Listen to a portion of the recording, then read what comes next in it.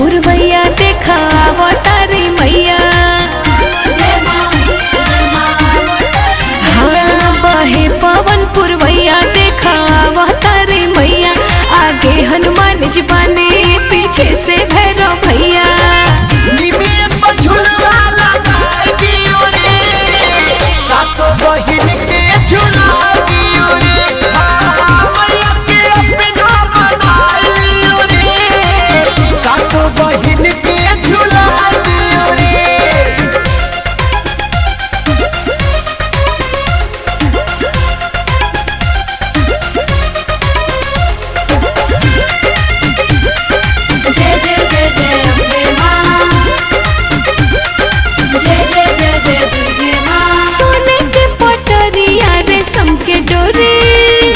मगन होके झूला तारी मैया मोरी।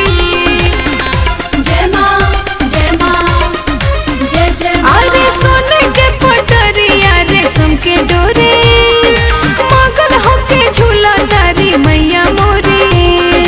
64 जोगिन चवर डोलाई करे सेवा काई। योद्धा लोग भी देख के मन से फूल बरसाई। मालिन भी दुया आई और हउल के फुलवा लाई।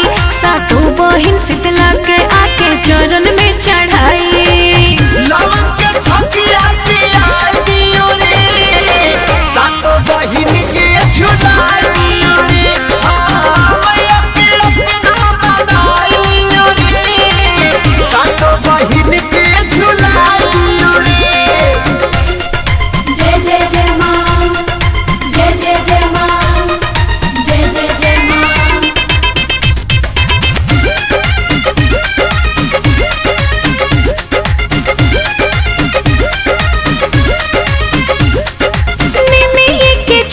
दरबार लागे खुश होई मन हमर किस्मत जागे। जय माँ जय माँ जय जय। हाँ निमिया के छैया दरबार लागे खुश होई मन हमर किस्मत जागे। चम चम चमकी मुकुट मोरी मैया की लीला रे। लाल चुनर में मोरी मैया लागे सुकुमारी। सब भक्ता लगवा आई प्रियंका भजन गाई। जे जौवन जौवन मांगे मैया से लेके जाई। पवन खेसारी भजन गाई दियो रे मैया के झुलुआ झुला दियो रे। मैया के अपना बनाइयो रे सासू बहिन के झुला दियो रे। बहे पवन पुरवैया देखा अवतारी मैया। आगे हनुमान जी बने